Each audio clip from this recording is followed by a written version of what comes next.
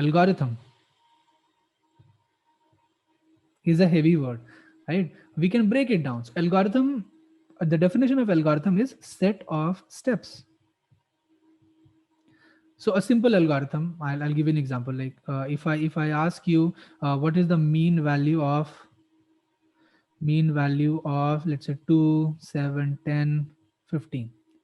So to calculate the mean value of this, what you will do, I mean, this is hard coded in your head. So what you'll say that, okay, first calculate the sum, calculate sum of all numbers. Yes, this is what you'll do. So 2 plus 7 plus 10 plus 15. Any fast computational people in the house, can you tell me what is the sum? 34. 34. Oh my god, I'm jealous all of you. 34. I couldn't do this faster. So so 34 is the sum. Then the second step is, in this algorithm of calculating the mean value, is what? Divide the sum by number of values. So 34 divided by 4, right? So this gives you the mean value. So these two simple steps which you have done is nothing but an algorithm for mean value calculation. Okay.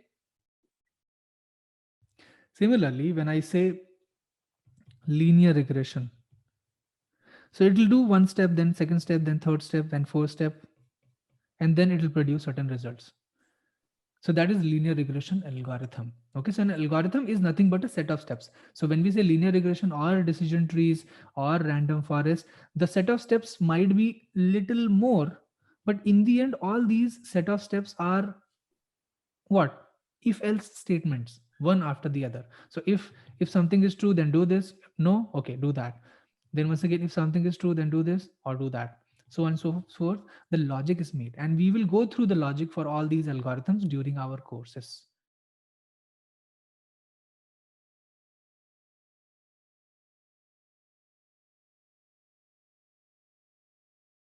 What is a data scientist? So a data scientist is a combination of three disciplines: statistics, coding, and domain. So essentially you need to understand these algorithms first. Okay, you also need to understand how do I code them in R, Python, SAS, etc. Any one language. You don't have to know all the languages. If you know only Python, that is fine. If you know only R, that is also fine, but you have to know at least once.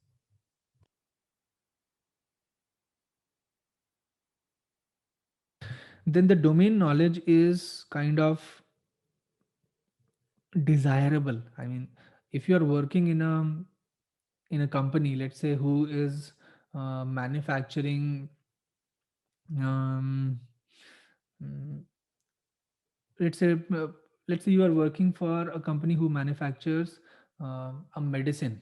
Okay, so if you do not understand the domain of medicine manufacturing, then you won't be able to create good solutions.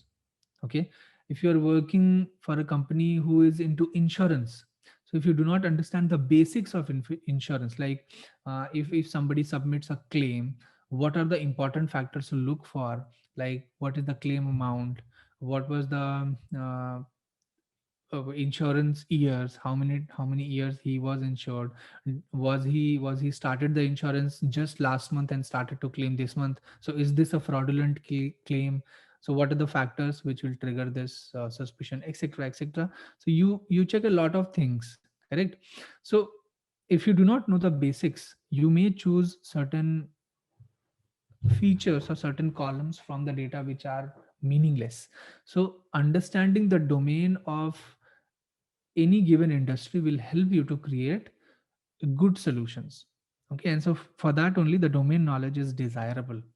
Okay, now you don't have to learn the domain prior to joining a particular job, because you'll be given opportunity to learn the domain on the job. Like for example, in the current project in which I am working on, I was given around 6 months to completely grasp how this particular FMCG domain works. Now let's deep dive into this portion of what is machine learning and what is data science, what is AI, etc., etc. So this statistics plus coding, this portion, this is nothing but machine learning. I mean, when you have the knowledge of statistical algorithm, and you know how to write that code in any one of the language, then basically you are doing machine learning.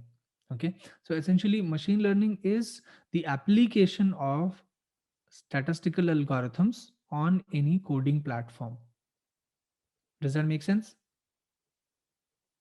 Machine learning is application of statistics on any coding platform. Okay, and when you use machine learning,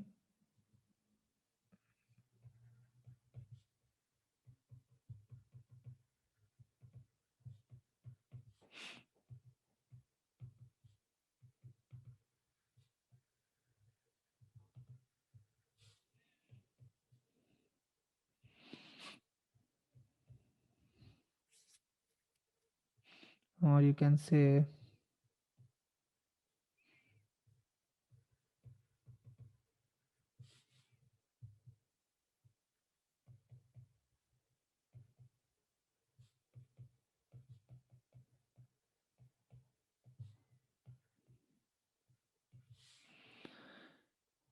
and data science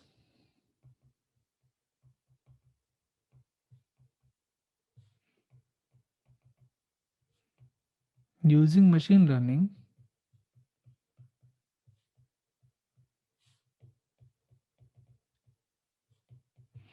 business problem. So when you apply uh, the machine learning techniques to a given domain, like like for example, you need to you are working in insurance industry, let's say.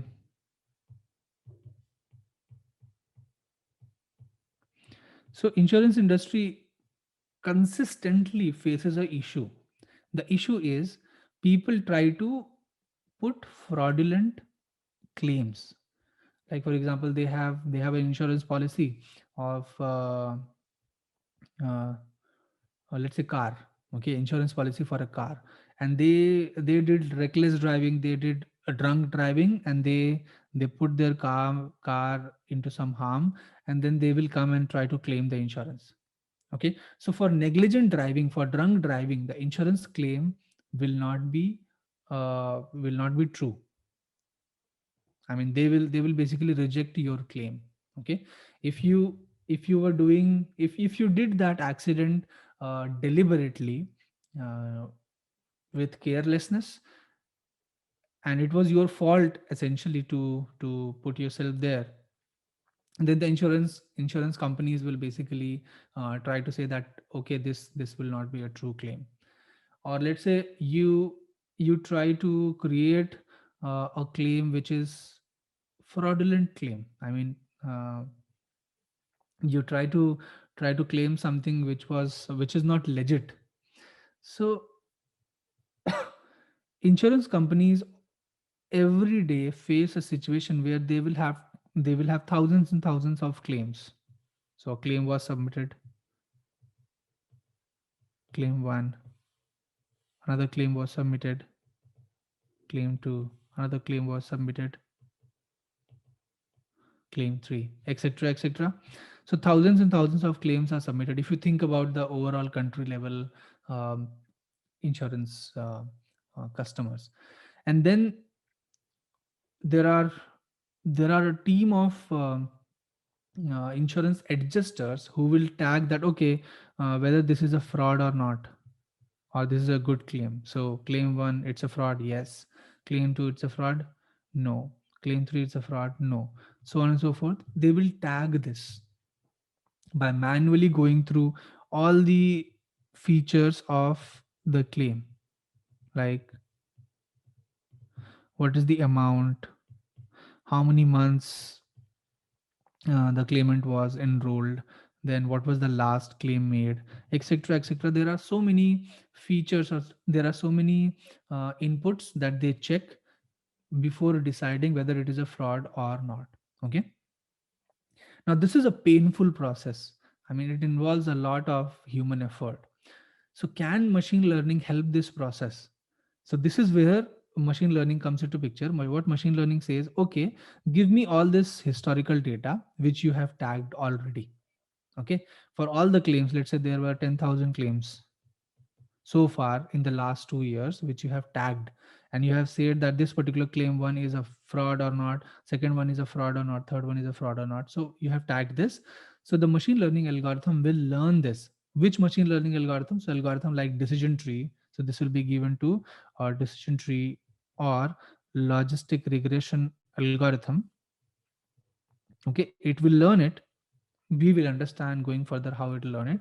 And then if you give any new input claim to it, let's say a new claim comes, if you input it, it can predict for you whether it is a fraud claim or whether it is a non fraudulent claim.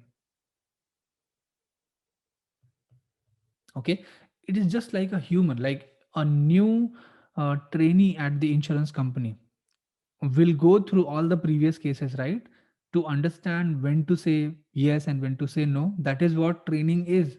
Similarly, you train your machine learning algorithm by giving out a lot of examples, and the algorithm will learn this input and output data.